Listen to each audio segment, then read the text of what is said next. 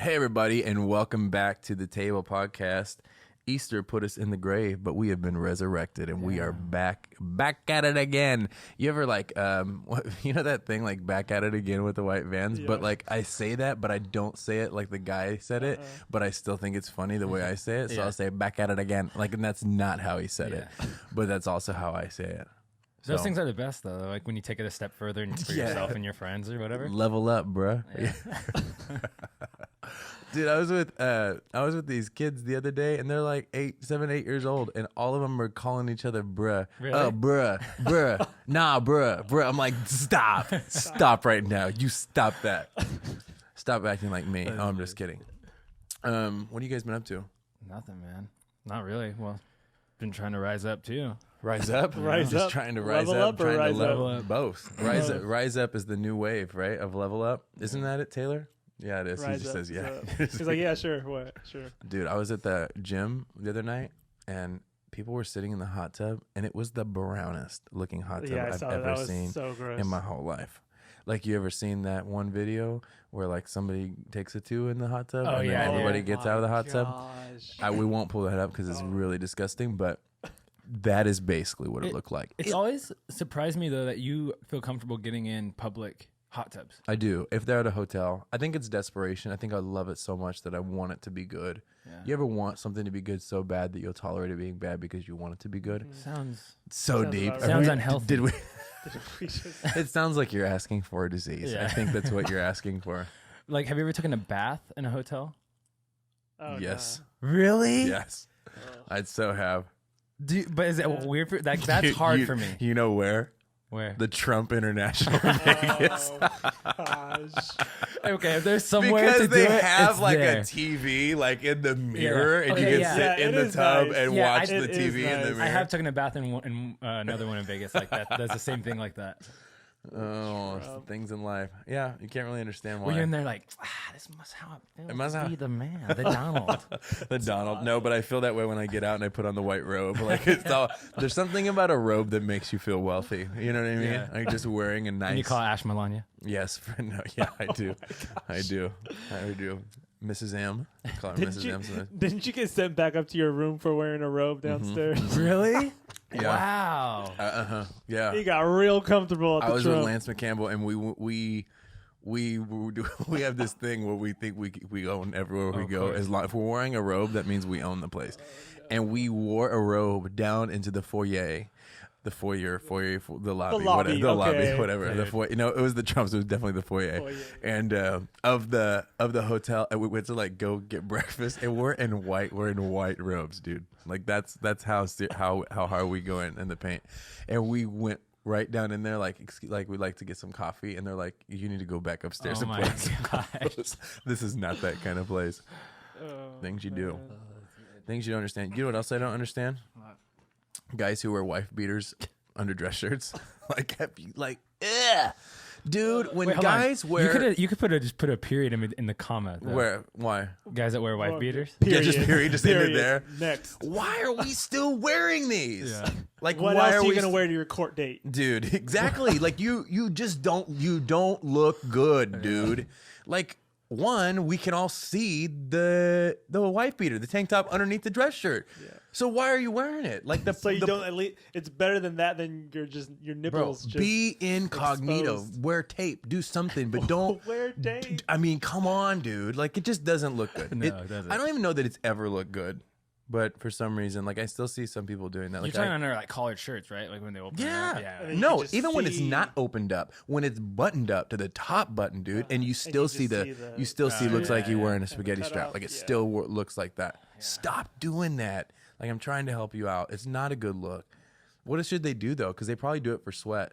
The weird thing about wife beaters is though, which.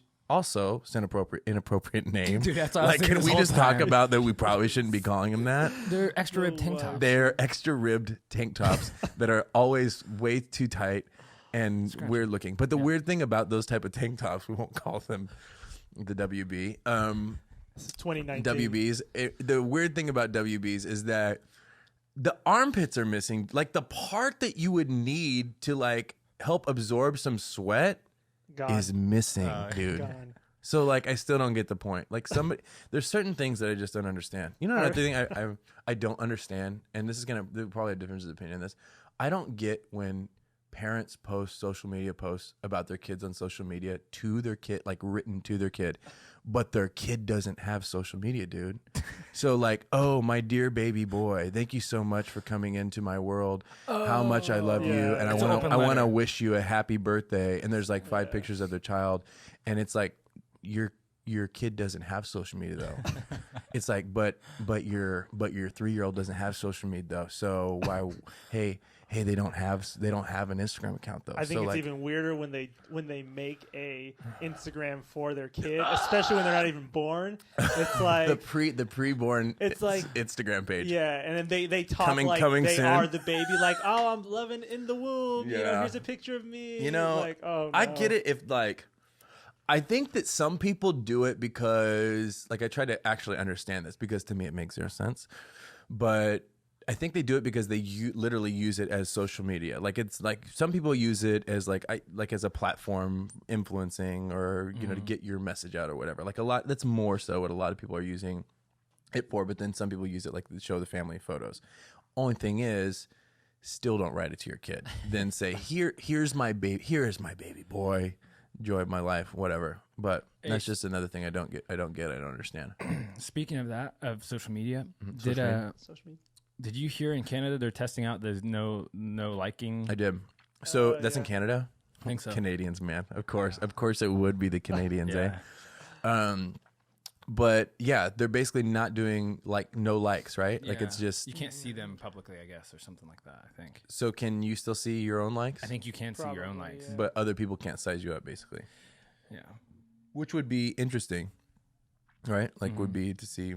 Because I think I saw like a study where it's showing like the effect that it's having on people, seeing how many followers you have and how many likes you're getting and like your self-worth through it all. Well, for sure. I mean, that's like a no-brainer, right? Like we all know that's a serious issue. I think though that you'd have to be a really, really good person to make that happen. Like you'd have to be more about being a good person and doing what's right for the common good than you would for money and people liking you. Yeah. Like I will if Instagram does that, I will give them mad props because nobody's going to like it. Like most people, even though we all know that should happen.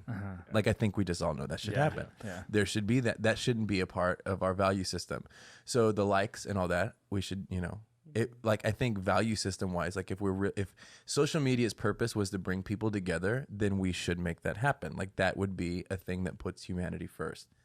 Probably not going to happen. Yeah. But if he had the guts to say no, this is what it's about, I would have mad respect for that. Yeah. Just in principle, even if I didn't like it, because I don't know that I would like it. I think that we're so programmed the other way. Yeah. Right. Yeah. Absolutely. I mean, if you took a vote to show likes or not show likes, what would you vote for? Not show it. Just you really would? I don't got that many followers or likes, so I mean, like, pull them all down with me. Yeah. I feel like it would change the way I post. Like, I don't post certain things because I know, like, this is gonna be stupid. But like, sometimes I'm very stupid anyway. So like, I like to do stuff like that. Yeah. If it didn't matter, like if it wasn't gonna, you won't see the felt cute might delete later anymore because it's like, those are fishing for likes, you know.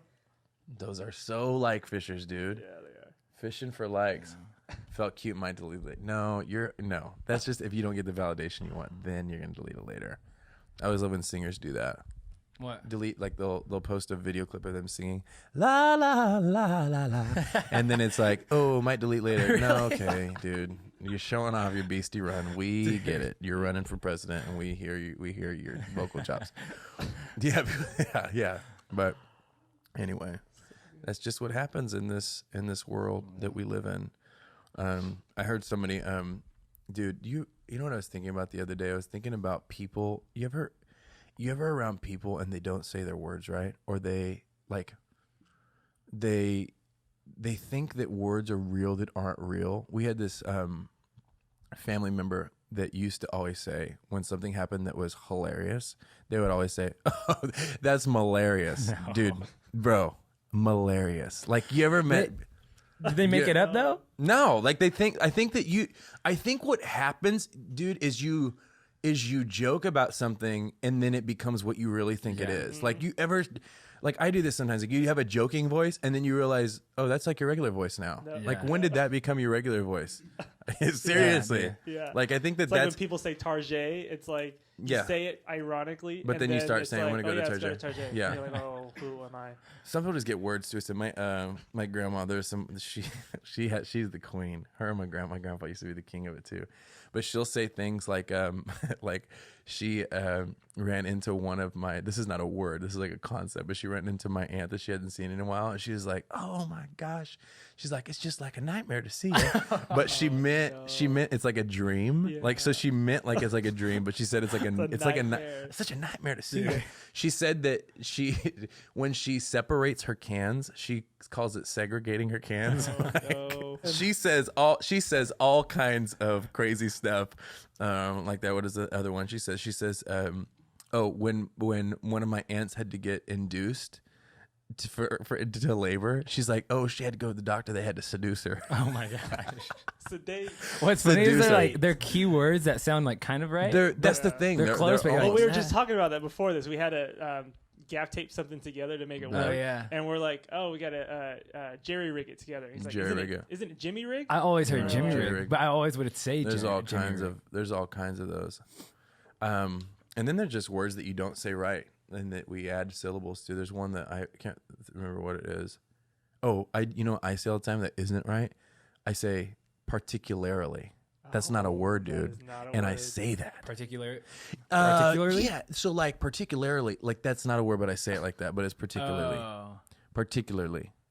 But I say particularly. Oh, yeah, I think I have. Particularly, not a word, but I say it. You're pretty good at like knowing what words you're saying though. Like I feel like I'm pretty not good at that. I'm aware. I'm pretty not good at that. Like I could like just what do you mean? Like I can have a full-on conversation about like a Shrissa, for instance, but I'll call her Ashley the whole time to Jacqueline, and she'll be like, "I don't know what you're talking about." I'm like, because if you knew in your mind, like, and you're saying the right, like in your mind, you're thinking the right person, but you're saying the wrong name. Exactly, and I do that all the time. Yeah. It's just the way life goes. Yeah. It's hilarious. So hilarious, dude. So hilarious. Oh my god, it's hilarious. I'm gonna bring it back.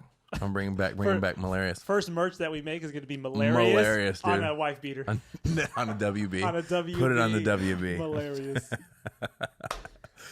Oh, today on the podcast, ladies and gentlemen, in honor of Mother's Day, we have a legend who has not only been a part of pioneering an organization that has existed for well over 26 years. She is also my mother and Drew's mother, and she has all kinds of words of wisdom, and it's actually one of my favorite podcasts. We talk about a lot of different things, as always, on this podcast, and so I know that you will enjoy it. I'm thankful that she's here because that's why I'm here, and that's why Drew's here. Yeah. Otherwise, it would just be Miggy here by himself, and we all know how much of a problem that would be. We all know how much of a offensive problem that would be. If we never, can I tell you guys something? We never edit this podcast ever until Miguel says something that he shouldn't say. Literally, that would be. The only thing we edit is Miguel on this show. That's literally, I swear to you, it's literally the only thing that we edit. And if you only knew, you would even cringe. So we hope that you're doing well, everybody. Let people know again about this podcast. If you like it, continue to post about it. Tell your friends. It really helps us a lot. And like, subscribe, rate, review. YouTube, we're on all platforms. But tell us, even shoot us an email. Let us know what you like to hear. Maybe guests that you'd like to hear on the podcast. What you'd like to hear more about. We may listen to you. We may not. Doesn't matter. But we want to hear from you because we love you, love you, love you. Hey, happy Mother's Day to all the moms out there. The mums out there. For our UK listeners. Oh, for all the people in the UK too. All the mums. Can you get your accent straight? Like, dude, I can do accents until you call me on the carpet to do an accent. Really? And then it's everyone. And then it's like, is it Australian? Is it Indian? Is it European? What are we doing? All right, mum. To all the mums out there, the moms out there, the mommies up there. Hold on.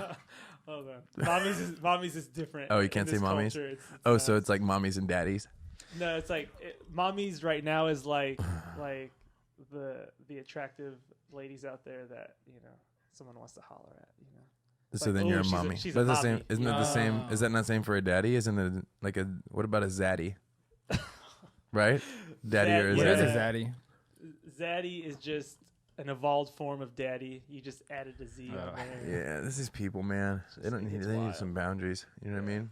Like, it's just anything goes in this culture, developing an appetite for anything, including older men and women. But another podcast, another day. We'll talk about the mommies and the daddies.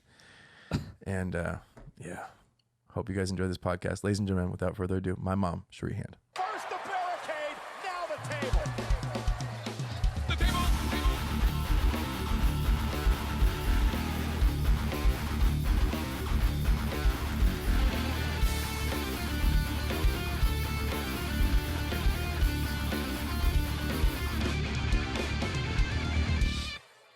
Whose was on this before me? Walter Diamond. I don't think I've heard Walter's yet. Oh, you haven't? No. You're in for a treat. Why? Walter's story is super. Are we rolling? Walter's story is super intriguing to me because he was in a cult. He was in a cult for a number of years. How many years was Walter in the cult? What was it? It was nearly a decade. Wow. It was nearly a decade, and it's a really crazy story because it started out as like a spiritual advisor, like a mentor. Met him at a Bible study. It got real wild and crazy. But Wow. it talks about the power of, subtlety and manipulation and all those kinds of things. That's crazy. And how people just people just don't think.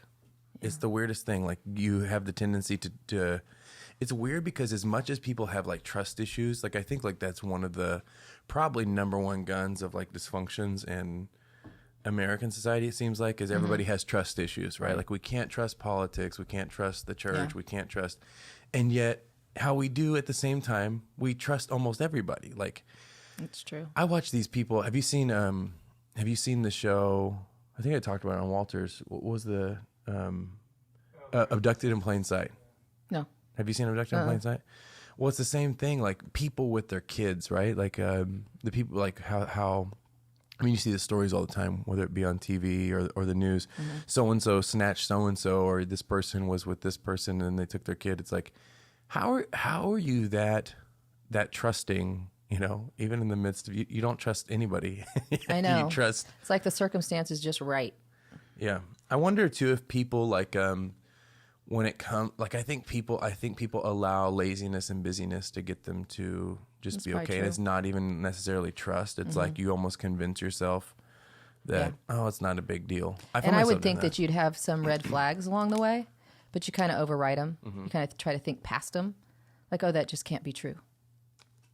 I think it too shows like how blind you are by your own, I guess maybe busyness or your own selfishness. Because every single person that I talk to, like without fail, they all say the principle of hindsight is 20/20. You look back and all the signs were there. Walter talks about that. Like, you look back, it's like the writing's on the wall. Like, how you missed that. Yeah, that's weird, huh? Yeah, I remember though, like growing up. You guys always seem to be somewhat aware, or at least you would have moments of awareness. I remember one time we had taken somebody in. There was somebody in the church that had their son was like down and out. Do you remember what I'm talking about? Their son was down and out. I think it was one of the guys that first started coming to the church, and he was an older kid. And it was like middle of the night. And I remember us Dad going to go pick up this guy, and you brought him back, and he stayed at the house. And I remember him staying at the house, and then like nothing ever happened. But I remember you guys like almost like weeks or months later. Like, I don't know if like something came out about the guy or something. But I remember you guys asking like, "Hey, when he stayed with us, like nothing happened, or he didn't like treat you guys weird or behave weird or anything like." Do you remember anything like that? No, I don't. You don't at all? It's funny the things as part. kids you that you remember that that you other remember people that don't your remember. Like, parents you're don't nuts. remember. That never happened. I know. I saw it's like I'm oh, sorry, gosh. that never happened. We have taken. I mean, we have let a couple people stay with us like that. I don't know at the moment though, because I look back on it now and almost think sometimes like, why would we let them stay in the house? But at the moment, you feel like, man, I need to help them out, or you felt okay about it. Yeah, but I can see how crazy things can happen when you do. And it's hard to know that line, right? I think especially as like a person that's wanting to help others, you know, I think especially within the context of being a Christian, you know, you see this almost this sense of obligation. I mean, that's what we're about, like help the hurting, clothe the naked, help bring healing to the broken. Yeah. And then at the same time, you have these other responsibilities that God has given you to watch over. How did you guys protect, or do you feel like part of it is just like providence, like you trust God to? I think you have to trust God in it. I think one of the main things I think that we've always tried to do in even helping people or even bringing people into our home is following the peace of God on the inside, you know, because I think sometimes on the outside it could not look right. Like, why would you bring those people in? You know, they've been battling this or dealing with this, but on the inside there's peace, like it'll be okay. And then there's other times where the outside looks okay. Like they look like they got it all together, like they're good, godly Christian people that would do no harm. But then you have this weird feeling on the inside, like there's just something not right here. Yeah. And I think, you know, you have to be led by the peace of God or the Spirit of God on the inside. I think that's how he kind of keeps you, you know, straight. And I still think you override that sometimes, or you do. You know, you still do your best and bad things happen. Yeah. You know? I find too, like it's interesting because as a parent, I don't know if you were like this with us, but I find myself resisting my need to be in control based upon my own experiences. So for example, if I had a bad experience as a child or something happened in the midst of my journey, I almost try to protect my kids from that. And so it seems like when I stop and like reason it, it's like I can be limiting their experiences because of my negative experiences. Yeah. You can't go here. You can't experience this. You can't be there because when I did that, I experienced this. And at the same, it's like, I think it's a double-edged sword because there's this part that is wisdom and then there's this part that is fear incognito. You know what I'm saying? Like it's really that I am terrified that what happened to me or my experience will become their experience. Right. So, and anytime you're motivated out of fear, I mean, fear is a poison that either destroys your soul, destroys. I mean, it can affect even making those decisions out of fear, I find can affect your relationship with your child because then they're frustrated and don't understand, you know. Yeah. It's the ongoing, you know, parent and child. You don't understand. It's, you know, parenting isn't for the weak. Parenting is challenging. Yeah. And I tell parents that all the time, that parenting is not for a weak person.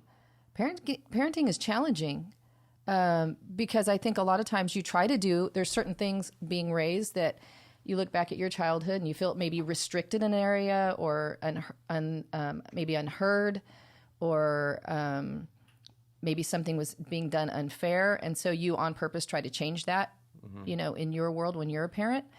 But even in that, it's challenging. It's challenging to allow your child to be their creative self, but yet still put some sort of parameters around that. And I think being where I am at now as a parent, looking back, I have the privilege now looking back at all three of you guys and seeing certain maybe personality traits or certain issues, certain ways or bents that you were when you were younger, and seeing how God has used them to develop who you are today, and how there were probably things that we could have maybe cultivated better or maybe done a little bit different, but you don't have that opportunity as a parent to go back and change anything, you know?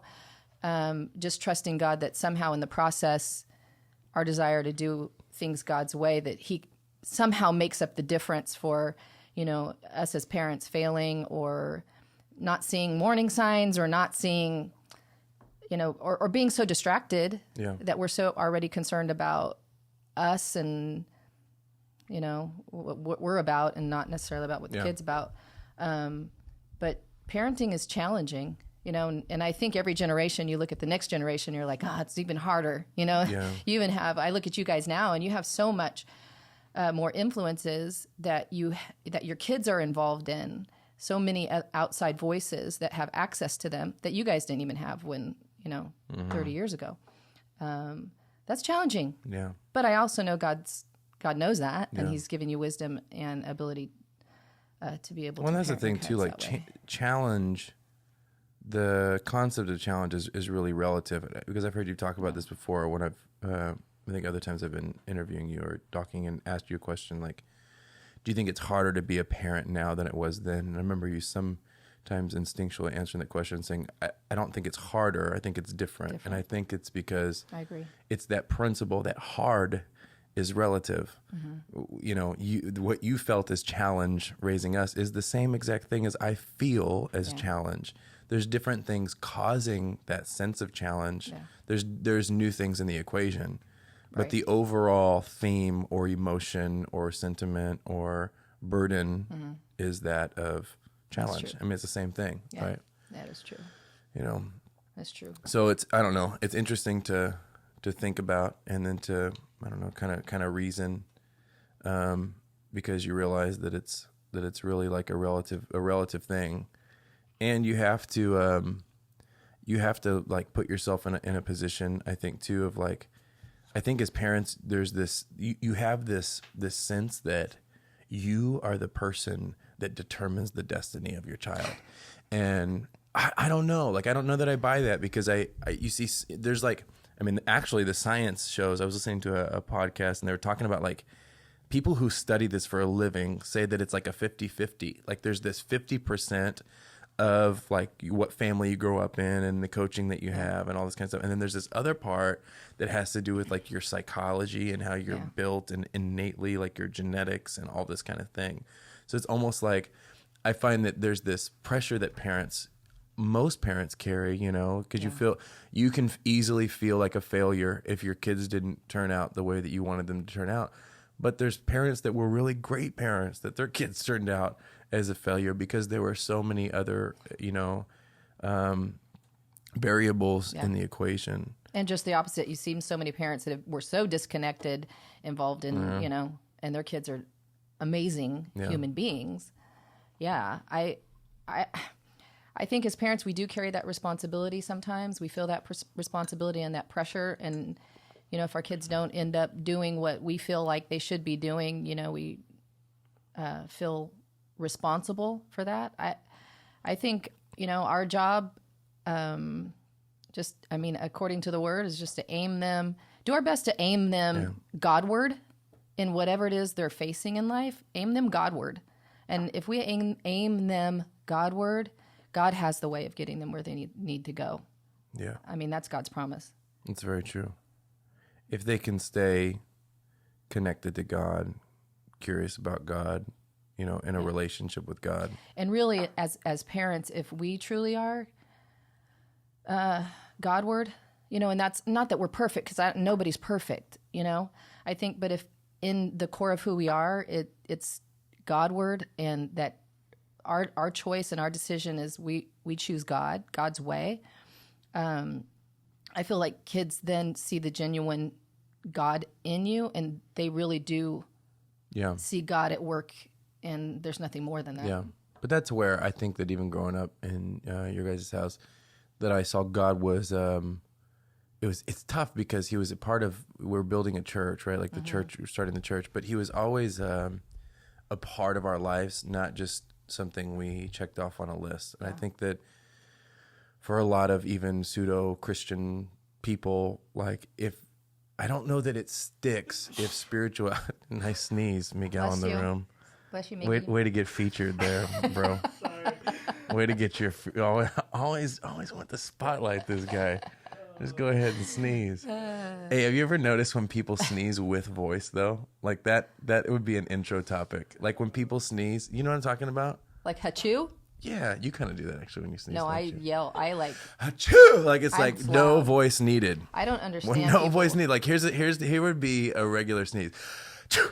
Like that's no voice, but then I do it too sometimes. Like it's like, I'm loud. Achoo! Like it's like, please stop. Why are you engaging your vocal cords? Not necessary. That's not necessary. I don't understand people who can hold it in and just go. Like if you, I think that's not good for yourself. Yeah, your eyeballs, it's all connected. So like your eyeballs can pop out. It's like, how do you do that? I let it out. If you're gonna sneeze, just sneeze. Just I let it appreciate just that, Miguel. just let it Whatever you rip do, and hold roar. it. Whatever you're doing, let Gotta it rip come and out. roar. Yeah, let it out. Back to the topic. So I think, like, you know, not just having, I think that parents get discouraged. It's like we raise them in church, or you raise them around religion, and you taught them how to check God off on, make sure that God's in the midst. But I find the difference, you know, I think it's the gift that I was given. It's like God was a part of what we were doing. He was in the conversation, you know, and not just when it came to things that we, you know, when we went to church or when we were going through trouble. He was constantly a part of the conversation, and that's the reoccurring principle that I tend to talk about a lot. Is that I learned from a friend of mine, is not that God not just being at the top of your list, but the center of your life is really everything. Yeah, because that's so true. I love when you say that it's not, God's just not number one. Right. He's the center of our life. Right. And I think that's huge. And honestly, kids can see that. Yeah. And whether he is or if he's not, because it dictates your conversation. God being the center of your life dictates your conversation. It orchestrates how you do life relationally, how you treat your spouse, how you treat your employer. God being the center of your life, not just being number one. Because you're right, if God's number one, I'm going to get up, I'm going to pray in the morning, then I'm going to live my life like I want to live and do what I want to do. And then maybe I'll make him the last part of my day. You know, we'll say our prayers before we go to bed. But God being at the center of your life, you live life differently. Right. You think differently. You do things differently. And you realize too, I think as a parent, you know, and even for me, like having young kids, it's like you very quickly realize how your ability to control is so impossible. To be able to control what's coming into their mind, into their life, their connections, their experiences. It's nearly impossible. And you're either going to stress yourself out being a control freak, trying to micromanage every little tiny thing, or you're going to, I think, realize that there is a bigger picture. It's like I was, my oldest son had a birthday a couple of days ago, and some of his friends were driving in the car with me, and I had a truck full of kids, and there I hear him in the back, and they start like talking about like, they're like, "Hey, do you know who his crush is?" And I'm like, "What? Dude, you're like 8 years old. Like, you know what I mean?"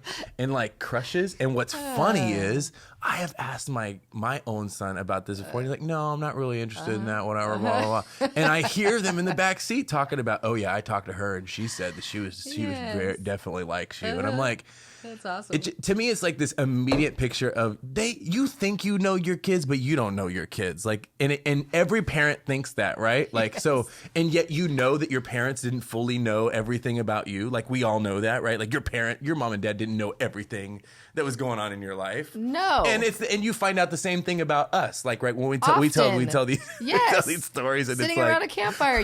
Remember when I'm like, what? Some things. I'm just going to put it out there. If any of y'all kids are listening to this, some things I don't want to know at this stage in my life. Right? Okay, I just keep it to yourselves. Talk about it. About there's some things I just don't want to know. Yeah. That's happened. But you're right. I mean, kids have their perception or their image they give to their parents.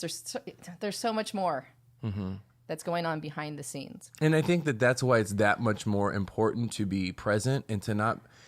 I find for me, one thing that I've been challenging myself in is to not see myself as the person that's in control, but to see myself as a coach. That's true. Like if you see yourself as a coach, you're not focused on things your way. You're focused on getting the player to win.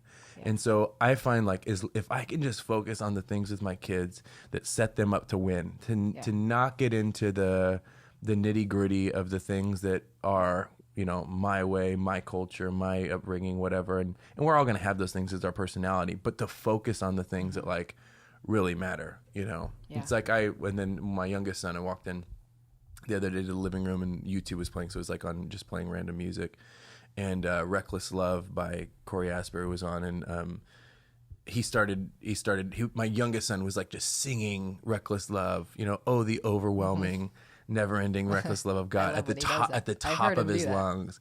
And I remember it like almost like taking me back. And I was standing there thinking, man, if I only coach one thing, and I think it's that hunger for God, for relationship with God. I think it starts, foundationally with spirituality, paying attention to like what really matters. Like if you just put them on that track, I feel like you're already I already love ahead that of the game. idea of being a coach, because really as parents, that's what we are, coaching them to navigate. And I know we're not always the best coach. We get bad play calls and all that, but I think with kids, it's easy sometimes when they're going through situations in life, maybe with other kids, or even hearing your son talk about a crush or whatever. You want to kind of put a stop to some of those things. I'm going to go talk to that girl and tell her to stay away from him, or I want to go deal with what's the pressure or the opposition that's coming at them, instead of dealing with the child and coaching them through and how to handle those feelings, or how to handle those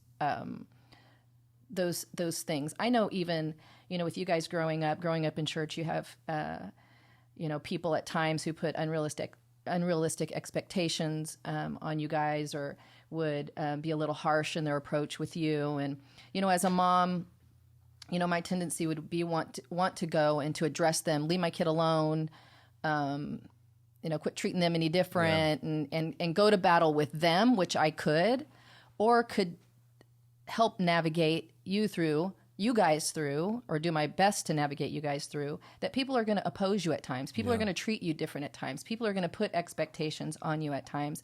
How are we going to deal with that? How are you going to deal with it?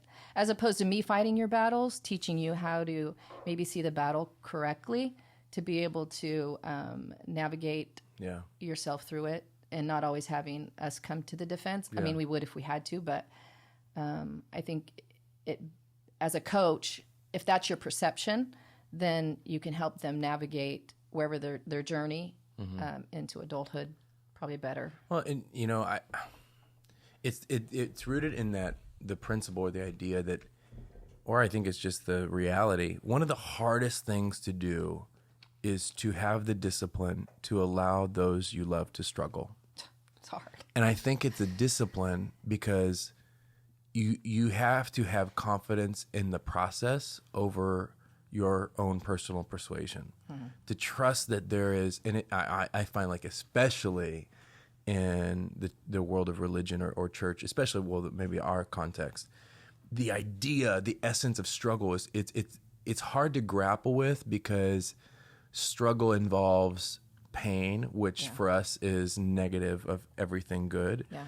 When there is an aspect of the reason we call it pain or struggle is because it's not what we want or what we expected most of the time. Right. Most of what American society calls pain is personal unmet expectations. I wanted it to go one way and it didn't go that way, and so because it didn't go the way that I wanted to go, now I'm experiencing struggle. Now I'm internally in turmoil. But sometimes the toil that comes with struggle is, I think, in essence, a gift. I see that with kids that have parents that always removed every obstacle, those people don't know how to function in real life. They were always praised. They were always pedestaled. Yeah. They were anytime there were repercussions, the parents dropped in and pulled them out. And now, when they've put into the real world and they're trying to chase their dreams, they're trying to go after things, they hit one wall and it's like, oh, I must not be what I was supposed to do. And it's like, no, like but you were never taught what struggle produces. You were never taught how to push through pain. And I think sometimes the greatest gift you can give to someone is the willingness to allow them to struggle. And that's tough. Hardest thing ever. That's so tough as a parent to watch your kids struggle. I mean, when you see your toddler fall down, they fall down, they're learning how to walk, they fall down, you immediately want to go and pick them up, or you want to say, here, hold my hand, because you don't want them to fall. And that honestly doesn't get any easier the older your kids get. You know, you guys are grown with kids of your own, and I still see at times the struggle or the tension or just the fight of life. Yeah. that maybe the pressures of kids or just knowing how kids can challenge marriage, how, finances can challenge, marriage and just the struggles in life, or even ministry wise that you guys are helping lead ministry and opposition that comes there. And just knowing the pressures of that, after have gone through it. Yeah. Your heart as a parent, you always still want to get it in, and you want to fix, and you want to defend, and you want to put up walls to protect that. And I don't know that never changes. Yeah. I mean, you guys are in your 30s, and I still want to, go battle for you or protect or try to make things easier. It's a struggle as a parent to let your kids process through life, and be there to pray and support and be the sounding board that you can be, or the encouragement you can be. But let the process happen. Yeah. And I think even beyond parenting, I mean, people that you love. Yeah, well, exactly. I mean, isn't that the ultimate story of enabling? Yeah. It's like for sure. taking away the consequence of not even just, I think, bad decisions, but I think just life experience, what life brings to your door. And sometimes the best thing it goes cross-grained to what your brain wants to believe. Yeah. But I think sometimes struggle can be, because how you define struggle is everything. So I think that in its purest form, struggle is things that I wish were different. Yeah. I wanted things to be a different way, and they're not that way. Sometimes the gift of that is actually the greatest gift. I heard... I think it was the creator of the Bible app. He was doing an interview one time, and he was talking about how sometimes limitation is your greatest asset, because without limitation, there would be no advancement in life. The reason we have a phone is because at some point there was limitation. There was someone that, I can't get a hold of them because they're not here. Well, how can we fix that problem? Yeah.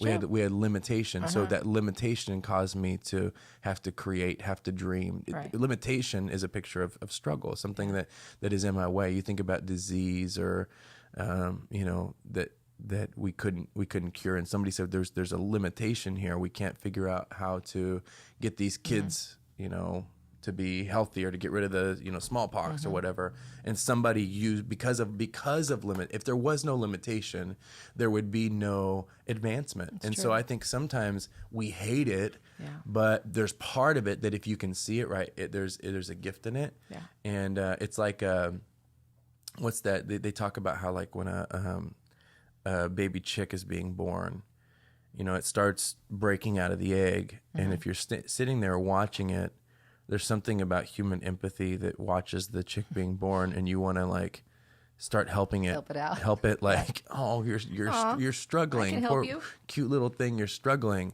But they say that if you actually start breaking apart that egg and helping that chick be born, you can kill the chick, because there's things that are happening through that struggle that are actually causing their muscles and the way that they are formed to kind of take shape. And I think sometimes I find that in creation there's, like, all these clues for how we should be living life. You watch these shows on nature, and you see these kinds of things, and it's almost like, there's a bigger story told there, and you almost see it, like, within us, this tendency to break the shell off, and there's part of that is actually really, really important in you becoming the person that you're ultimately going to become. It's very true. And then the other part of, and this is why I think that I'll say it like this, that your worth has to be separate from your work, because you have to have an ability to be able to rest in the middle of struggle. Right? Like when in the midst of hard times, to know it's hard times, but it's okay. It's okay, yeah. And that's like one of the probably ultimate, like, hardest things to do, because it doesn't feel like it's okay. No. When you're up against adversity, you guys have had moments like that. I mean, I hear all the stories. I think what has been our salvation in the struggle is knowing where our anchor is. Yeah. And people who don't have a belief system, I mean, our trust is in God. Our trust is in the Word of God. that's our foundation. If I didn't have the Word of God or trust that God was for me, that God has me, that the Word of God is true, I would be crazy. I have no doubt that I would have probably lost my mind, marriage, kids. Yeah. The foundation of the Word of God has been key. And knowing in the middle of struggle and in the middle of chaos, in the middle of things not looking like they're working right, and almost like they're working against us and it's not working for us, that somehow that there's still been a confidence that God has better, that God's working his plan, that God's working his purpose. And if I just stay true and anchored in that, I'm going to be okay. And really fighting to keep my mind at peace in that truth. Yeah. Because, I mean, we've experienced financial devastation, people leaving, family issues. I mean, but God has, the only sanity in it all has been God. I don't know how people do it apart from God. I really don't. I have no concept of that world, really. Yeah. Yeah. Well, that's why it's important. Most people don't realize that whether you're conscious of the foundation you've chosen or not, you have one. Yeah. You know, That's true. People that would say, I don't know that I believe that the Bible is the inspired word of God. Well, that's fine, but you still have a foundation. Yeah. And how does your foundation work? You still have some sort of anchor. Yeah. And either your anchor is your own ideology and your own concepts and your own experiences, which are fickle and different every single day. Yeah. Or you have some sort of everybody has some sort of something. Yeah, you're believing in something. That you're holding your experiences up against. Yeah. Right? Like you're trying to reconcile it against something, and you're either trying to reconcile it against your own psychology experiences, so-called beliefs, or you're going to make a choice to reconcile it against something that actually has the ability, I think, in my opinion, to move your life forward, to cause you to be better. And I think that that's the thing about the Bible. We believe it's God's inspired word, but I find for people even questioning, it's like you still need a foundation. And I find sometimes like figuring it out is just deciding to go with something that's bigger than yourself. Yeah, and it does become an anchor in times that are difficult and you can't control. Right. You can't control. What are some of did you ever have moments that you almost felt like you lost your footing? Almost felt like, or do you feel like you guys have always been like, did you ever have moments where it was like, I don't know, we were talking earlier and it's like the human tendency is to be like, this stuff doesn't work. Why isn't it working? It's not working in your timeline. I never thought that I never had a doubt that I couldn't trust God, that God wasn't true, that God wasn't real. I never doubted my relationship with God. Mm-hmm. The word working in my life, as I was learning to put it into my heart, and that if I did put it in my heart and I did start, cultivating it in my life, that it would actually produce something for me. In that process, there have been plenty of times that there have been fear thoughts and thoughts in my head. This is not working. This shouldn't take as long. This shouldn't be this hard. If you were really doing things right, this shouldn't be happening to you. Those thoughts are constant. Now, whether I would meditate on them for a while and think about them for a while and start finding myself overwhelmed and depressed and wanting to scream and cry and hurt people, or not, I think there were plenty of times where in the process where I thought this isn't working. Yeah. But realizing that it does work if I'll just continue to. Well, and how much is like how do you deal with the burden of exactly what you're just talking about? If I was doing something right, or if I was really working this right, then it would be producing. So I obviously am not.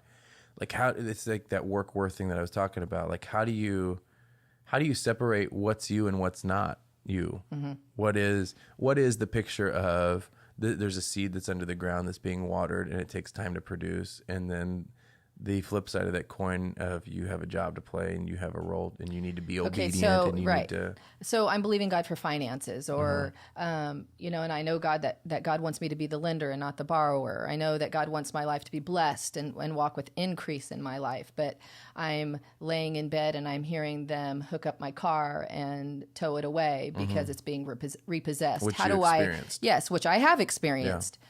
Years ago. How do I still go, okay, God, you're still good and you want me to prosper and you want me to increase and I'm a tither and I'm a giver. How do I balance those two out? My car's getting repossessed. What part's God? What part's me? Yeah. You know, I think it still comes back to the core belief foundation that I know that God's word can be trusted. I have to realize this is just a journey in life. You're never going to hit your final, it's not like you're going to finally master something. It's a journey. And that if I'm not experiencing abundance in my life like I'm supposed to, like God's word says I'm supposed to, then I'm still working on getting there. And I've got to say, in some of those times where the car was being repossessed and things like that, I feel like those were really testing times. Like, Cherie, do you really believe that the word is working in you? Do you really trust me in this process? Even if things weren't going like you expected, are you still going to trust me in it? Are you still going to believe? Are you still going to know that I have more for you? Are you still going to be doing what you know to be doing, be faithful with your time or with your money?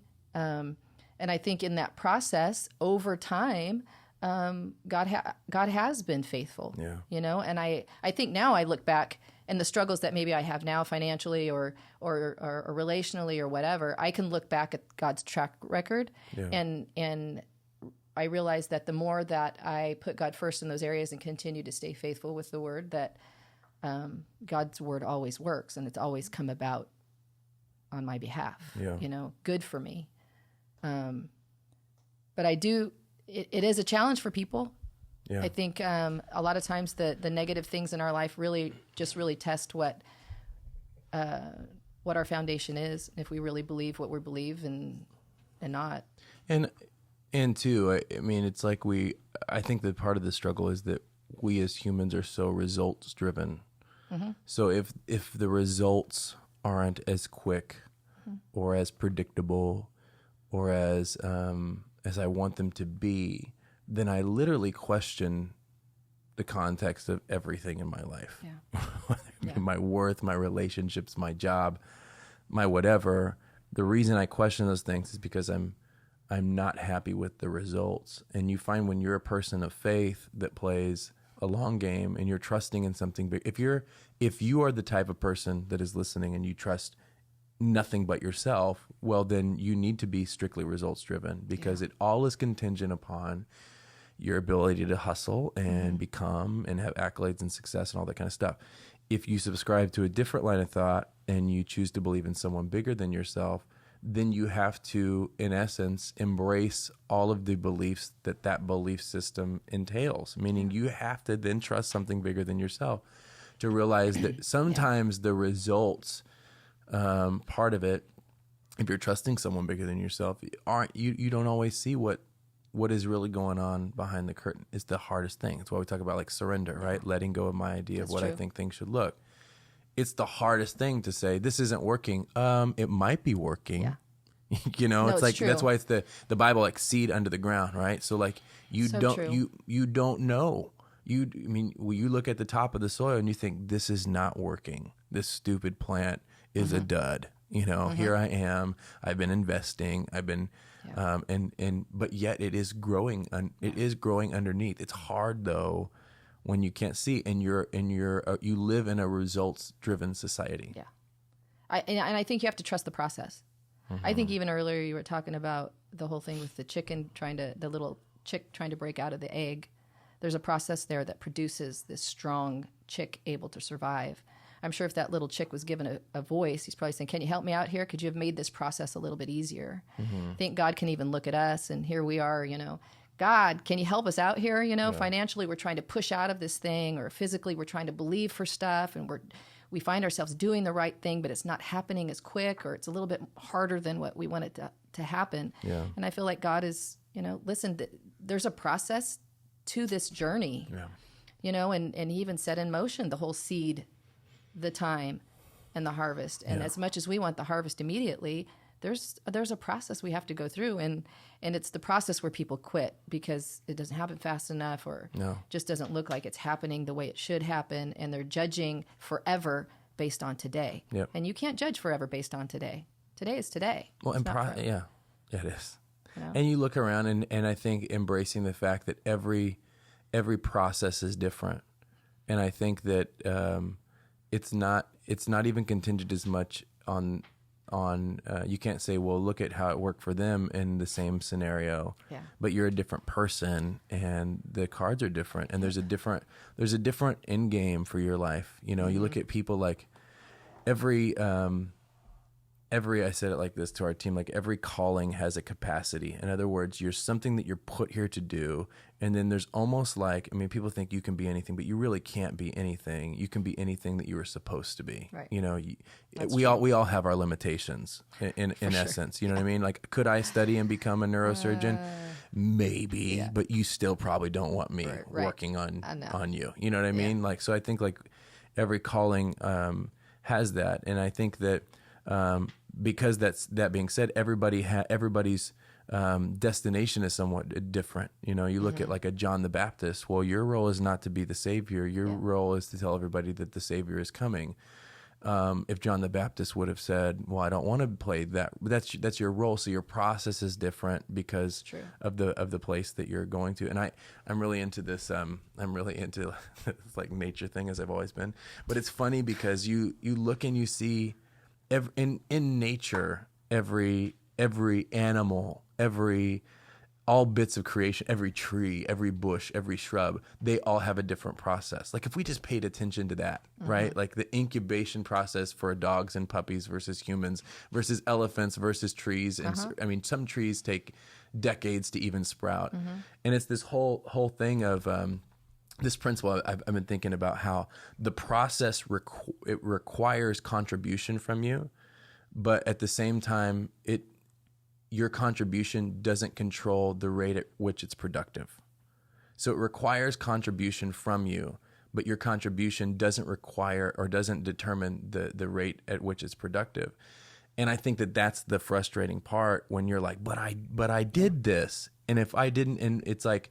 I watered the plant, but your watering of the plant doesn't determine the rate at which that plant produces. Right. And your life is very much the same. Right? I mean, there's times that you have to, I mean, you've been on faith journeys and believing God for things, whether it be for healing. We were talking about some of that earlier. Yep. Where it's like, so true. How come it's not happening yet? This stuff must not work.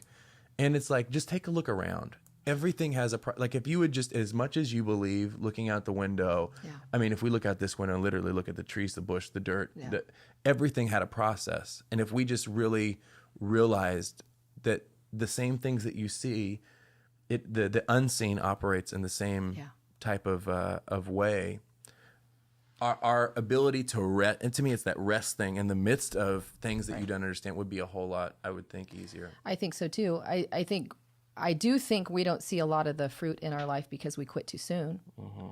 I think just like any seed that starts growing, if we see that process and it doesn't seem fast enough and we go out and uproot it, well, we've just uprooted what we planted. You know, and I think there's a lot of things that we start out believing God for and sowing seed for, and it didn't happen that quick. So, okay, we're going to dig it up and we're going to try it a different way. And I think we could probably see a lot more productivity and probably favor and blessing, the things we're really believing for, show up in our life if we would be more restful. I think the Bible talks about that. He said, look how the farmer, he goes out and he plants a seed and he goes to bed and he gets up and he looks and he waters it and he goes back to bed and he's patient in the process, knowing that when you plant the seed, it will produce a harvest. In our lives, I think we, plant it and 2 days later, we're so stressed out about it not working that, let's just do it a different way. Go out and uproot it and let's just do something that's quicker and easier. And we never hit that mark that God wants us in any area of our life. Because we almost carry the burden of production. Like we carry the burden. If it's not producing, it is, something wrong with me, or there's like it's up a personal. To us to grow it. Yeah. Yeah. And but that's how our society programs us, right? Like now you don't just hustle, you are your hustle. Like you don't just work, you are your work. True. What you do determines how many followers do you have on Instagram? Oh, that's it. Okay. Yeah. You're not as important to me. Why? Because your work, your status determines in our society your worth, right? Well, it was never intended to be that way, but our society then programs our psychology to run on an operating system that is so unproductive, because then your lack of success as people see it, depending on where you're at in your journey, determines your own self-worth and your self-image and how you feel. And your hustle's never enough. Never. Your hustle's never enough. Yeah. So if it's you working if it's you and dependent on you, it's never enough, because how much is enough? Yeah. It's never enough. No. You could always be doing more. That's why I think we have so many broken, burnout, soul-wounded people, because we're trying so hard to do it ourselves, and we were never created to do that. No. And it's like there's like there's the side of it is like you are 100% created to work. Your hustle is important. Your work is important, but your work just can't be tied to your worth. Yeah. Because then at the point that your work isn't productive or your work is challenged, then your worth is also not productive or being challenged. And they're two completely different sides of the coin. They should not be, related at all. Like I've been saying it, like keep your work 100% in it, but keep your worth 100% out of it. And in anything that you're doing, in any of your goals and your dreams, like I'm a big proponent of, man, what's in your heart is probably in there for a reason. Right. But go after it, but keep it separate from your worth. And to me, that's why a lot of people even throw in the towel when they shouldn't have thrown the towel, because it's like, I tried that, and at some point it damaged your confidence. Yeah. Right? Like we tried to do this project, we tried to do this thing, we tried to make this happen, and it didn't work. And then the next time that rolls around, it's like, well, I don't know, I'm a little bit hesitant. That's true. Because you feel like a failure because what you did failed. Yeah. You know what I'm saying? And just because what you did failed does not make you a failure. We're comfortable with that, especially within church. Like we're comfortable with that as long as it pertains to behavioral issues. Yeah. Like, right? Like you did this, but it doesn't have to be your destiny. But I think even when your work fails, that's not a reflection of of the quality or who you are as a person. So where do you find that worth? I mean, for us, we have to find that worth. It's not just finding our worth in our own self or finding our worth. It's finding our worth where our worth was given to us. Yeah. With God, right? And I think even in the beginning when God created Adam and Eve, he created them to put forth work and effort in the garden. Yeah. He said, I created you to tend the garden. But there was a huge other side to that. We had relationship every single night, or we had communion every single day. Your worth wasn't coming from tending the garden. Your worth was coming from relationship with me. Yeah. And I think even in life, whatever we do, if our life is spent totally work, and not relationship, Godward finding, it's not about people affirming me or likes or, people who have, signed up to follow me or whatever, follows or whatever. It's my relationship with God. It's God. It has to be God. It has to be God. God has to be my validation. And as long as he and I are good, then work is good. Yeah. Because that's where I'm getting my validation and my affirmation.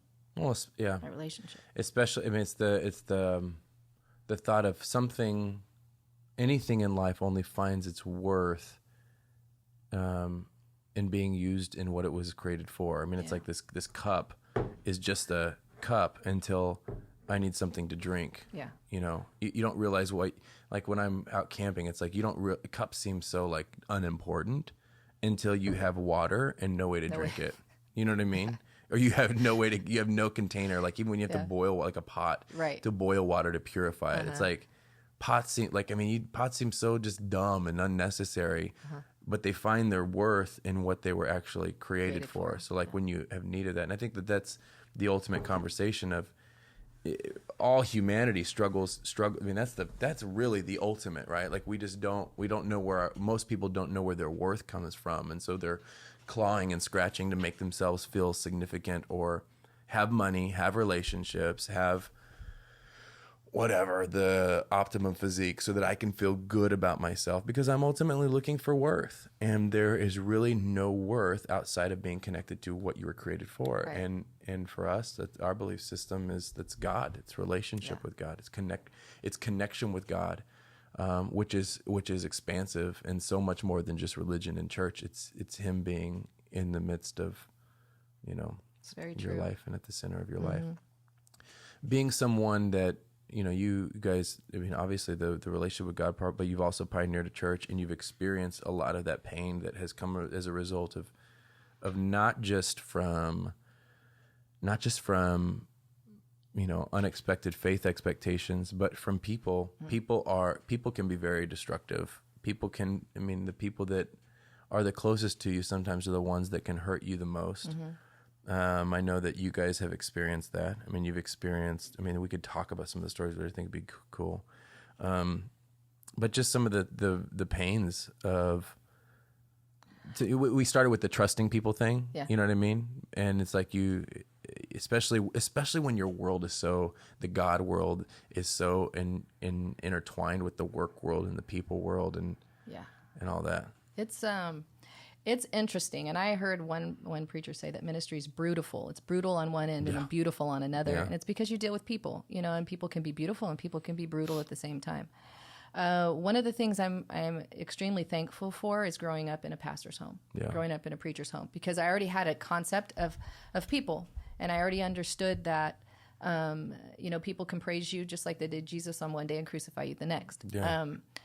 But yet you still have to love them. And I think that's such the hard part, because I don't know if in any other occupation where you can be stabbed by someone, but I still, while I'm bleeding, have to still love you in the process. And I still have an obligation to forgive you. And I still have an obligation from God to still love you and to turn my other cheek, not to lay myself as a carpet in front of you, but to keep my heart pure and right in the process. And that's challenging while you're bleeding, and the people that you work so hard to help and to be there for when you need them, peace out, right. I'm not being fed by you anymore. I'm going somewhere else or whatever, all of the things. All of the things.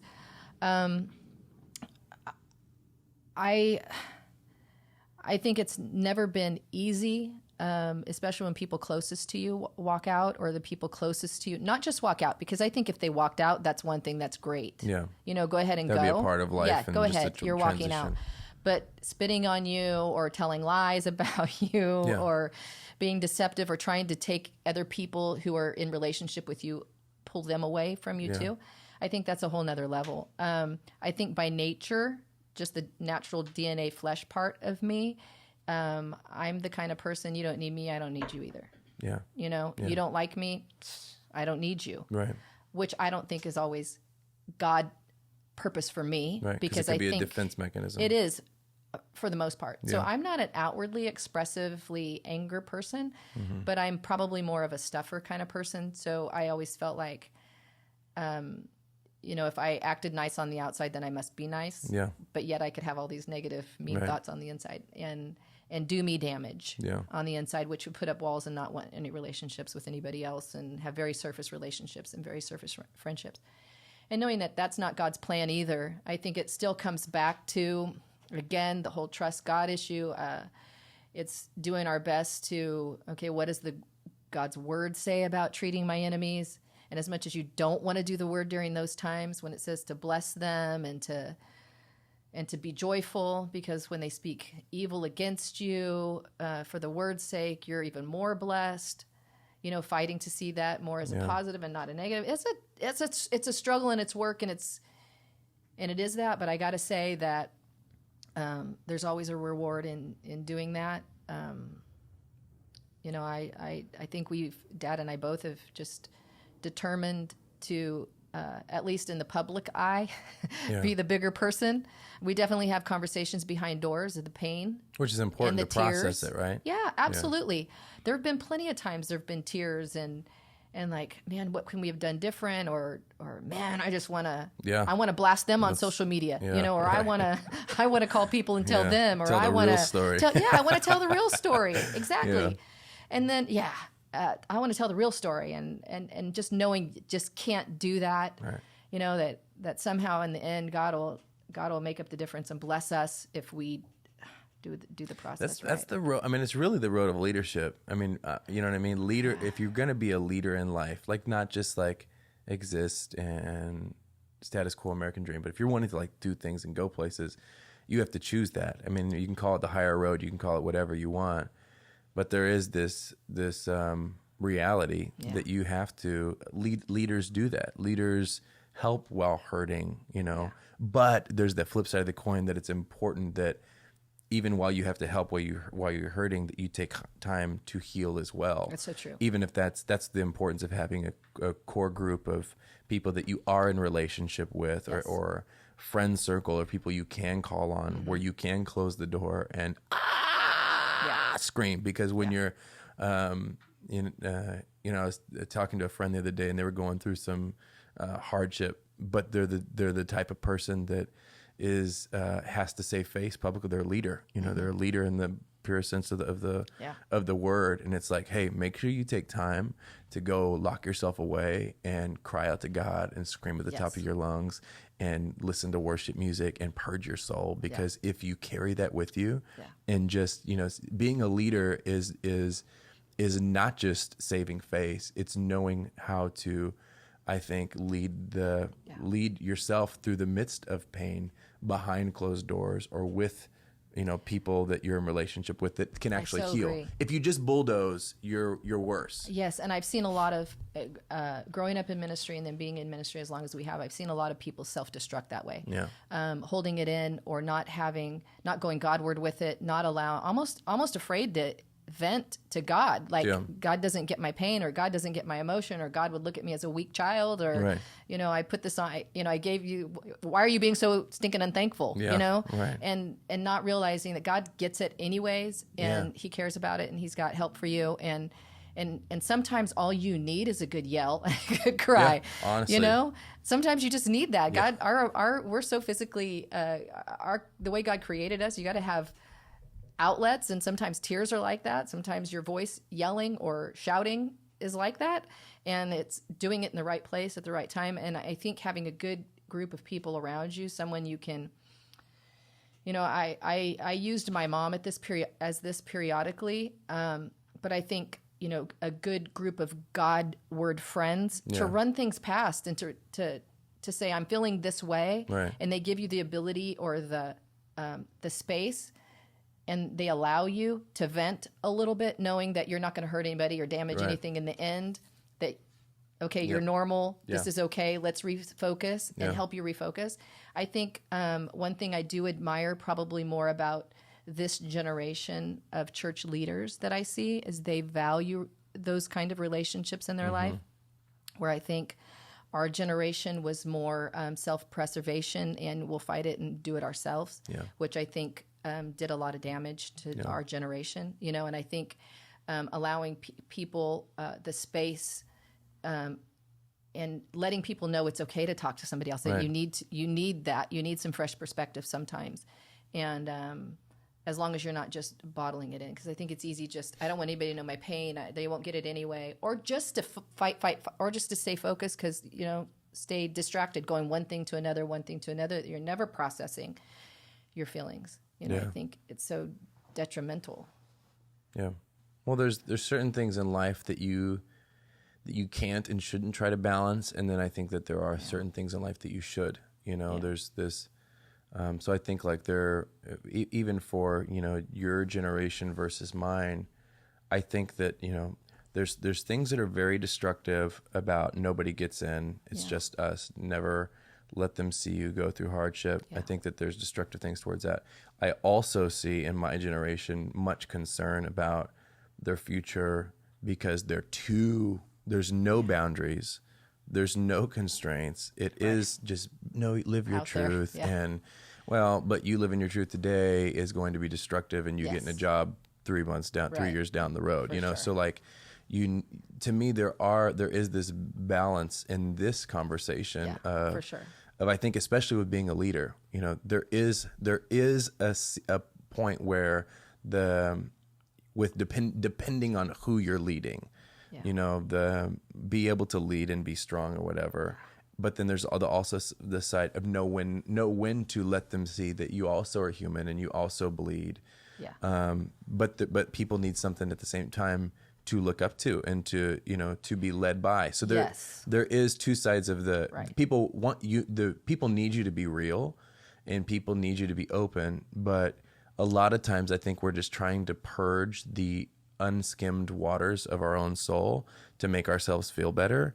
And so we do that, we're trying to just get all the junk out so that we can, and those are the times that it is unproductive. When you can use your humanity as a tool for someone else's productivity or to lead them, that's when it's beneficial. Right. But just barfing on everybody because of what you're going through. Yeah. No, I would totally agree with that. I think in what I think is important is that you have someone, if you're dealing with issues, that you have someone that you respect and trust that you can share those things with, not necessarily, bearing. I think people do want to see your humanity. Absolutely. And I think part of that is helpful to them. I'm helped by seeing not just the struggle of people, but to see God in the middle of their struggle, bring them through their struggle. Yeah. I don't think people just need to see just your fleshy side. No. I think that people can learn from maybe the struggles in my life, because I'm not currently in that struggle, and I'm not stuck there, and I'm not giving up, and I'm not hopeless, and I'm not just telling everybody off in the middle of my struggle. But they learn that God can. Yeah. People need hope. People need to know that there's a reason I share my story, and there's a reason why I share certain parts of my story. Yeah. And there's a certain reason why I don't share any part of my. There's certain parts I don't share at all. Yeah. Because it's not the time. Yeah. Well, a testimonial. The purpose of a testimonial is to show people that what I use to get through it works. There's productivity, and so like I'm not. I think our world misunderstands the concept of vulnerability. Excuse me. And we think, hopefully we can mute that out because that was like a burp, like guttural. That was guttural is also an interesting word for another time. Sneeze. It's not appropriate. You can't control it though. What was it? Okay, so I think that they also misunderstand vulnerability and think that vulnerability is a tell-all. Yeah. Right? Like vulnerability is not a tell-all. Vulnerability is I love the way Brene Brown says it. It's a willingness to just show up. It's a willingness to be here and to embrace your humanity in essence. But it's not always just a tell-all. It's like you said earlier in the podcast. There's some things I don't want to know and about people's lives, and I think it's true. It's like when you're a grandmother and you're telling your great grandkids about the hoochie used to be. It's like, Grandma, we didn't need to know. We really didn't need to know that. Okay, nobody wants to know that. Like you keep your scandalous, teen years to yourself. Like there's just certain things that I feel like aren't always needed to know, right? And but I do feel like there is something, and I think it's actually a weakness in some people. And I don't know. We can talk about this. See what your thoughts are on it.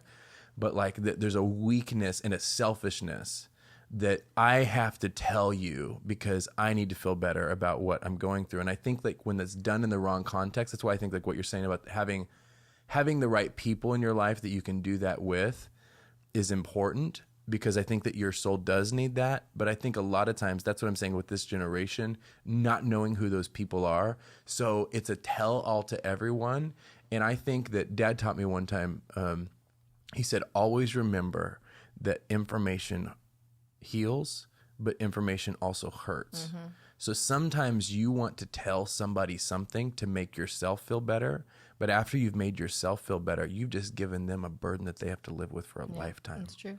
Information about you, about what you've been through, about what you know about somebody, about what so-and-so told you, a secret that you just want to get off your chest, and I need to tell them. And then once you tell them, you feel better. But now they live their life with a lens seeing you and all the people that you talked about through for the rest of their life. Yeah. Information is powerful. It hurts and it heals. So it's like you have this responsibility, this inward responsibility, I think, to understand what it means, like true vulnerability and how to be productive and the times to share and not to share. How do you draw those lines, or how do you think people should draw those lines? Well, personally, I'm a very private person anyways. Yeah. You know, I feel like I live in a glass house anyway. So, you know, anything, I'm going to be more guarded. Yeah. No matter what kind of relationship I'm in. I mean, I can have relationships with some of my closest friends and it's still Right. guarded. There's just some things, it's just not beneficial for me to say. And then being in the position that I'm in, I mean, as ministers, we have to guard information that's being shared with us, you know, people's personal lives and broken places. We a lot of times are the venting spot of people's issues, you know, and for the ones who, you know, are new in relationship with us and are sharing, we kind of let them share. You know, the ones who we feel like have an issue, who are venting all the time. It's like, okay, I personally don't want to hear that anymore. Can you please stop? You know? Yeah. And, but I think personally, I'm more guarded anyway. It would have to be a pretty, probably desperate-ish thing. I would more likely go Godward. Yeah. Definitely spouse-wise, but if there's been issues, you know, every marriage deals with conflict and issues, and I know even with marriage conflicts throughout the years with Dad, I don't know that I would run to someone, you know what he said, you know what, or just dump something out there that, you know, I'm going to forgive or forget the next day, you know, but they're going to remember forever. That's just not wisdom. Yeah. And so I think I've, you know. Again, I can err on the other side to hold everything in to where I'm maybe not, but I can't even pinpoint looking back going, man, I should have shared that with somebody. Yeah.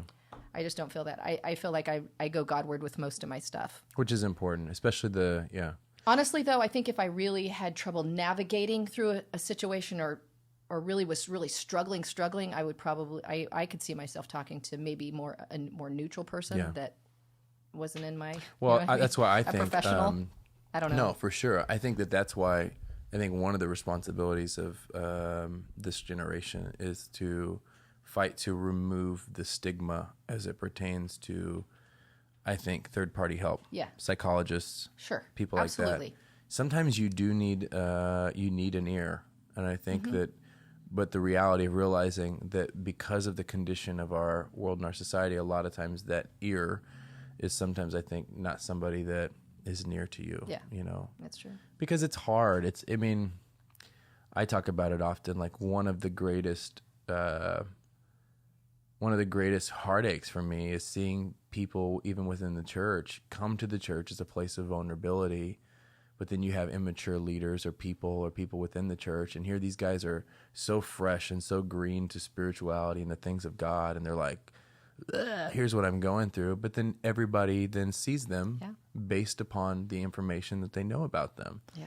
And so then you can't blame people for having secrets in the church, because if you were really real and really honest and really open, and we really knew what everybody in the room was going through, we're not at a place of maturity we should be, but to see each other through the lens of still not what you've been through. So sometimes I think that having that voice, and if that's a psychologist for you, that's who that is, but having somebody to talk to, because ultimately, we talked about this earlier off recording, but we're talking about how as a person, you are spirit, soul, and body.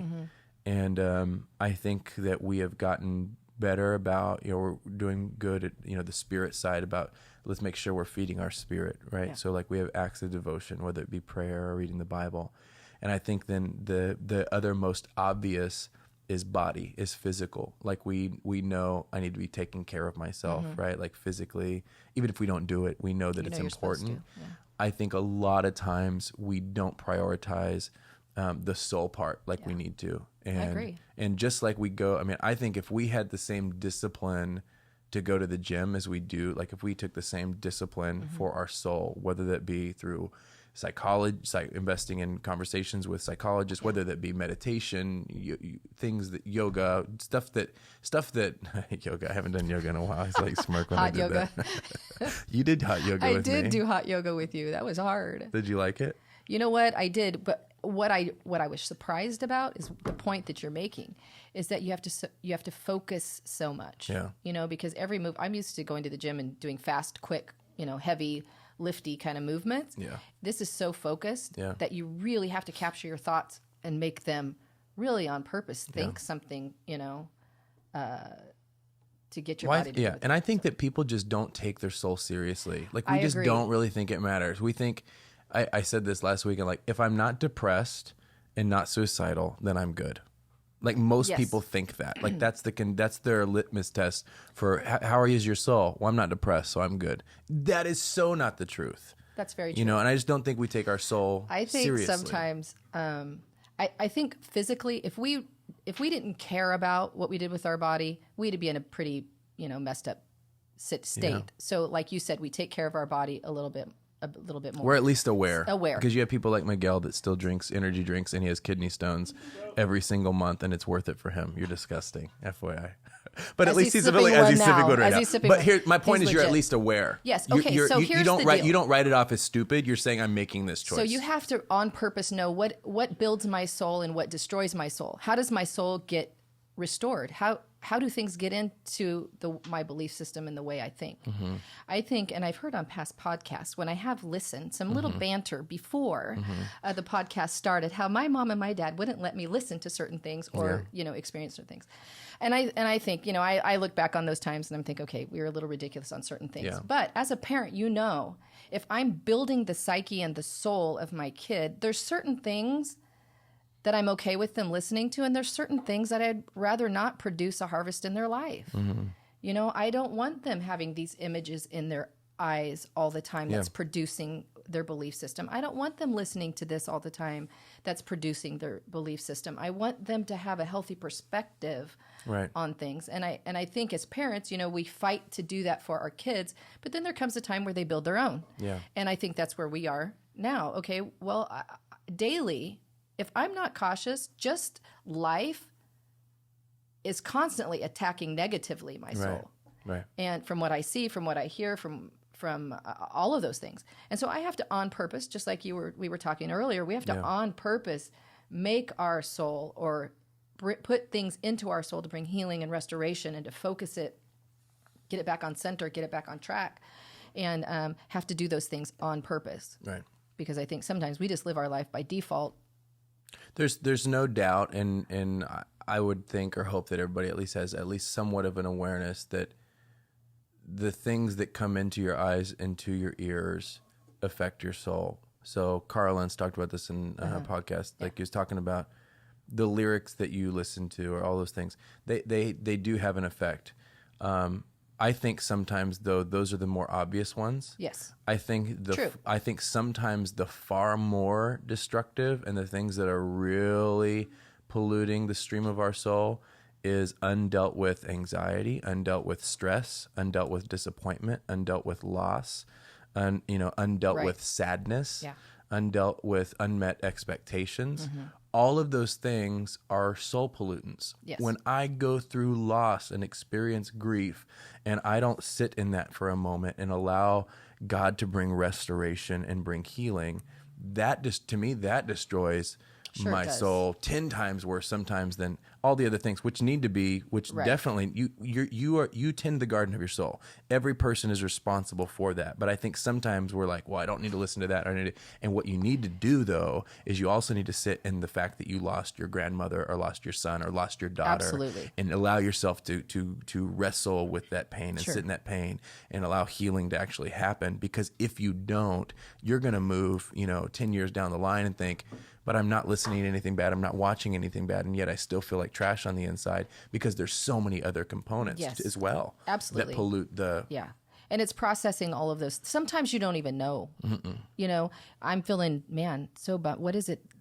Where's the source of that? Like where have I opened the door to that? Whether it is not fully processing, the passing of someone or the financial devastation of something, or disappointments. I think disappointments is huge, you know, and they're so subtle, you know, it's so subtle. Sometimes it's just, oh, that's so disappointing. And you feel like you're moving on, but that has lodged itself. And then this disappointment kind of lodges, and they connect. And then this one dislodges and it connects. So you have, you know, these 10 different little disappointments who on their own, not a big deal, but because, you know, they weren't dealt with individually or processed through, you know, or God not really brought into it, I think is what it is. It's bringing God into those broken places. So, you know, someone dies unexpectedly and it's like so confused and you're feeling so lonely. And, you know, when we try to fix that on our own, I think that's when, you know, your soul can't really heal. It's bringing God into it, or God's perspective into it, that you can see it correctly. Even disappointing things, you know, even like the little subtle things, being aware of that. Right. Awareness, and I think not bulldozing through those things. You know, one of the greatest challenges is to not move forward until you've dealt with where you're at. I think that you have, in order to get to where you want to go, you have to acknowledge your starting point. And I think sometimes that's so painful, we don't want to do it. We just want to ignore it and keep moving. And that's why I say there's a lack of seriousness about our soul, in essence. Like, we just don't realize if you are spirit, soul, and body, that is a really, just like if I don't have my legs, there's going to be a major, major issue. If I don't have my arms, or if I lose some sort of my faculties, you would say that's a major issue. But I think in our soul, there's things there's holes that we're missing and things that have been damaged, and just realizing how much. So like, and what do all of those things require for health, right? So spirit, soul, and body. What does spirit and body require for health? I would say that it requires discipline. Yeah. It requires maintenance, right? This is why I say, like, the soul it's not a bottle of water that can be contained, and as long as we put the cap on, we're good. It is a river. It is a river that that's why your soul is never just done. You're never, it's, you know, what is the scripture that I said, that the goal of our faith is the salvation of our soul, the reconciliation really of our soul. Like think about that. Like, the goal of our faith is the reconciliation of our soul, because your soul is your inward. So if everything inward is good, then the production of your life is good, right? So like, because it's a moving body of water that it's like a river, right? So like animals, their saliva gets in it, they pee in it, whatever, bugs die in it, fish die in it, pollutants get into the water. The river can't control that, because all of those things are flowing into it. It's the same thing like with your life. Like, there's always those things, you know, coming in. And so just like the awareness of that, of knowing that it takes, your soul's going to take discipline, just like the other two things take discipline. You know, that's why I talk about, like, when I went and did a float tank, it's like, the hardest thing about doing a float tank, you need to do a float tank, by the way. I don't think I could handle it. The hardest thing, I said it was like a great experience, but at the same time, it was the most like unrestful experience of my life. Like, where I felt like a crazy person. And this was why, like, as you're laying in dark, you realize how wild your mind is, how out of control your mind literally is. Like, they tell you when you go in there to like, what do you want me to do when I'm in there? Focus your thoughts. Try to think about one thing. Dude, like, honestly, think about one thing, and then as soon as you're like thinking about some childhood, and all of a sudden you start thinking about buying a car, and then you're like, you start thinking about, like, it almost makes you go crazy thinking, I literally can't keep my mind focused. To me, that's such a reflection, though, of how unkept most of us are, probably within our souls. And you don't realize it till you shut off every other sense and you're like alone, right? That's true. I think that's why the Bible always says, keep your mind focused on, you want peace? Keep your mind focused on God's stuff, you know, the peace of God. I think one thing that you said was pretty key is mentally and soulishly, I think to get help for your soul, I think you have to first truly acknowledge where you're at. Yeah. You know, and I think people have a hard time really acknowledging where they're at. You know, like, I am angry, or I am frustrated, or I am anxious, or I am fearful, or I am depressed. It's hard to say that I am that, but I don't think you can truly get help unless you first are open to the fact that you're that, you know, and acknowledging where you're at in order to get help for that, you know. I think that's a big thing. Yeah. And it's subtle. There's this lady I was talking to this last week, and she has like a smoking addiction, but so bad that it's causing like congestive heart failure or some sort of heart failure. And so she's like really cutting back her cigarette smoking down to like 1 cigarette a day. But her daughter is like, if her daughter finds out she's smoking, like it causes family drama, like ultimately because her daughter cares. Yeah. But here this lady is saying like, I got to hide it from my daughter. I can't tell her. And it's like, what are you really looking to get here? Are you wanting help with like your problem, or are we wanting to save face and hide our problem? You know, so it's like I told her like, there's different programs for this. The problem is, I mean, smoking is whatever. The problem is that you have something in your life that is ultimately keeping you from the life that you want. Right. You know, sometimes we talk about bondage within the context of church, and it seems so dark and heavy and whatever, but simplify it. The reason you need freedom in your life is because you have something in your life that's keeping you from the life that you want. No one's shaming you for your cigarette addiction. But I was telling her, like, until you like acknowledge the fact that, hey, can you say that you have a smoking addiction, or does that just sound so horrible to you? Like, that's the worth thing, right? Like, because it's attached to my worth. Yeah. I certainly couldn't just, why? Like, if you really want, you know, freedom from those things, it's not a shameful thing to say, here's where I'm at. Yeah. But the challenge is, again, the people that you're around, it is shameful to our daughter or to whomever. And that's why I think that we have a responsibility to hopefully do away with some of those stigmas and things.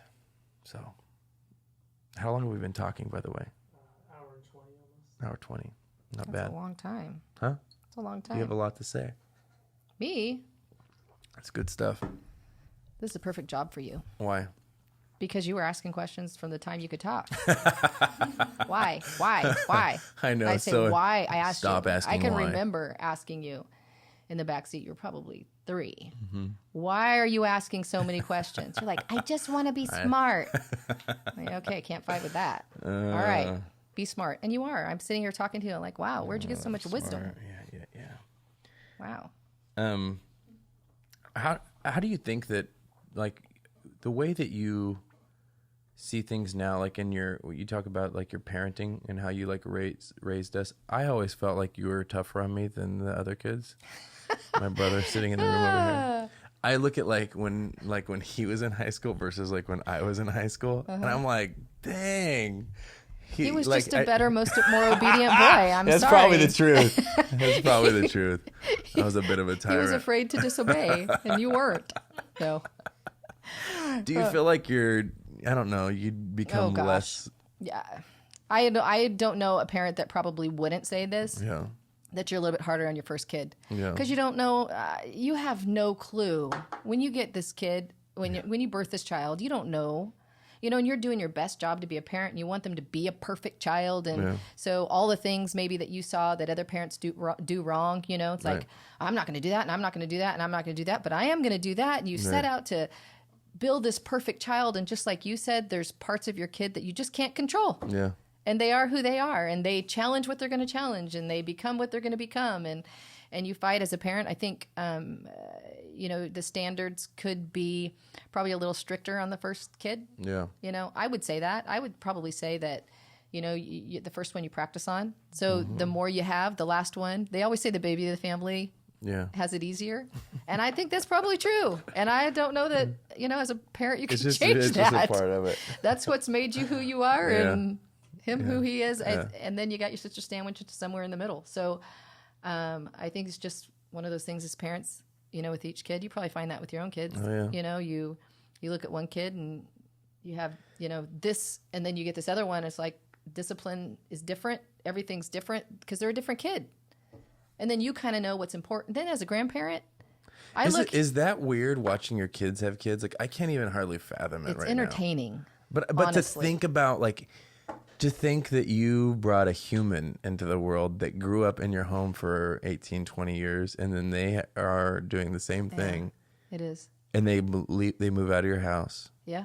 And they have their own. Is that not weird? It is. That seems so weird.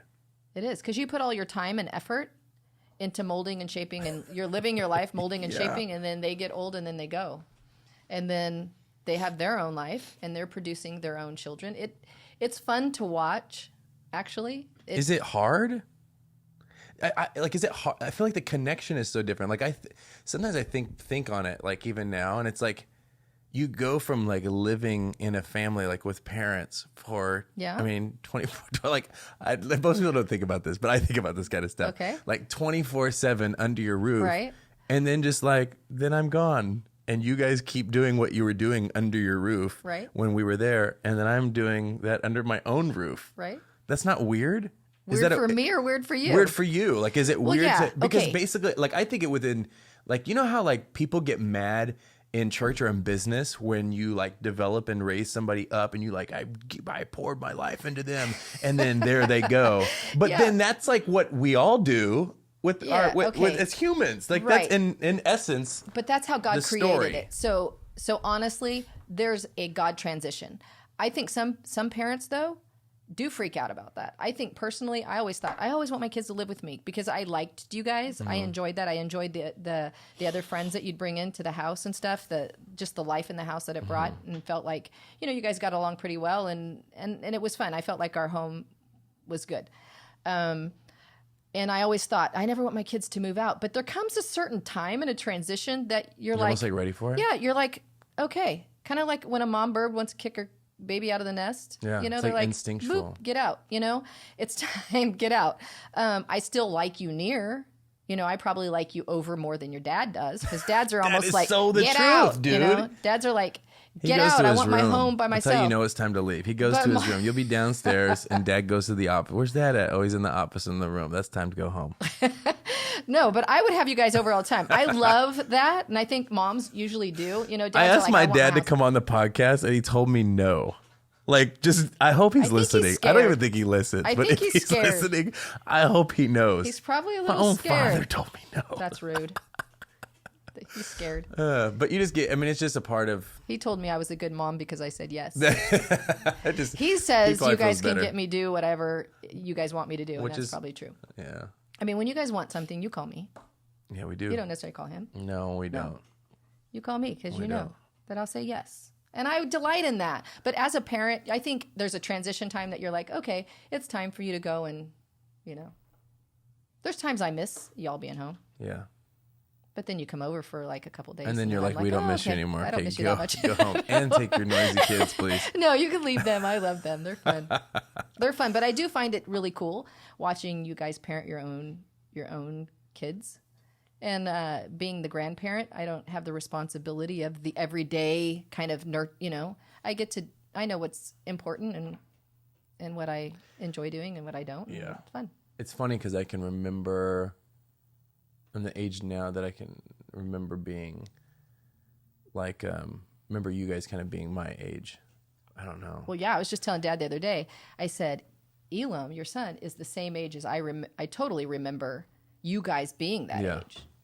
Very vividly. Yeah. And how fast time goes from that point. Yeah. How it seems like just a blink of the eye and he's going to be, 18 going. But as a kid, like you always think your parents are so much older. And so now, and now you realize that I'm like, this is. Did you guys feel like this? Yes. Did you guys feel as young as I did? And feel like you don't know anything? Yeah. Yes. Like, what am I doing? No, the older I get, the more I realize my mom and dad were just faking it, and they're, that they didn't. If I'm like them, we don't know. You just kind of try to figure it out as life goes on. Gosh, it's part of the journey. It's a crazy journey. Last question: Do animals go to heaven? Okay. Let me say this. When I look at my dogs now, my mom loves her dogs. Folks, I do love my dogs. Your dad loves the dogs more, but Let's tell your devastating story that just happened. Let him in on your pain. Be vulnerable. My dog, we mated her, and we were going to let her have puppies. She went through the whole process, and when it came time for her to give birth, she gave birth to one stillborn puppy. So sad. And then she kept laboring, and so we took her to the vet. And they did X-rays, and they're like, something weird is going on in her. and like the skeleton of the puppies just doesn't look like it's going to be viable outside of life. And so they went in and they, performed a cesarean, and there was a gigantic puppy in there, but it wasn't viable for life. Like a giant, like a mutated giant. Mutated Ninja Turtle baby. It was Isn't that huge. Crazy? Yeah, so it was sad. So my dog was walking around the house looking for her lost puppies, and it made me cry because she's looking for her children, and she can't find her children, and her child is in a trash can. Oh my gosh. Yeah. Oh, but it was sad. They're in a puppy grave, not in a trash can. But back to your question: do I think dogs go to heaven? You're gonna get PETA all over this podcast. Okay, can I ask you a question? It was dead. It was a. I know, okay. but you know. And okay, then I could give him more stories. Then you gave it a respectable. More stories. Then you gave it a respectful burial. Yes, we did a family funeral. We came over and we and me and Drew, we came out there and we sang "How Great Thou Art" and "Amazing Grace," and then read a few scriptures. That's a lie. But can I tell you about the dogs going to heaven? Do they go to heaven? Okay, are there going to be animals in heaven? You asking me? Yes, I think so. Yeah. Okay, there's going to be animals in heaven. I agree. Okay, do you think that there will be dogs in heaven? There was a movie I saw once that said all dogs go to heaven. No, I'm asking you this question. If you think animals are, if there's going to be lions and sheep, and there are going to be dogs, why would they just be random dogs? Why would God just put up their dogs that mean nothing to us? Do you think that you say that now because you love your animals and you're trying to justify the fact that you want them in heaven? I think God wants to bring pleasure to my life, even in heaven. And if he thinks that my dog being in heaven would bring pleasure to me, he'd probably allow me to go there. Me and my wife got in I talked about this recently. And if it's not, I'm really not going to care because Jesus will be there. So. We got in the biggest argument about if animals have consciousness the other night. And she just doesn't think they have. She thinks everything is instinct, which I think is ridiculous because animals learn. If you can't tell me that they actually learn things, which if it's learned, that means it's not instinctual, which means there's consciousness. But that's a different rant for a different day. Who knows? We'll find out when we I don't get up know there. that dogs are going to be born again, and because they're Christian dogs are going to go to heaven, but if they're bad dogs are going to go to hell. I don't. Do you ever that. think do you ever think maybe we're wrong about all this stuff, and maybe other species are like the real species, like they're really talking, communicating. Really, the dogs are in charge. And we think that yeah, exactly. You don't ever think stuff like that because I sure do. This is where my brain left works. To your own self in your little water tank is not good for you. I know. I think about too much crazy stuff. I mean, it could be I don't know. You just look and you think, man, you ever watch those shows where they show what's really going on in the ocean? Dude, there's some stuff going on down there. Animals, you mean? Just some stuff. It goes down so deep, and that is pretty crazy that it goes down so deep. Just I don't know. It's just crazy. There's a whole system down there. We're up here living our little world, thinking we're smart, and they're down there doing their thing. Honestly, I think we're going to get to heaven, and our minds are going to be blown. We're going to be going, whoa. Yeah. I do think that.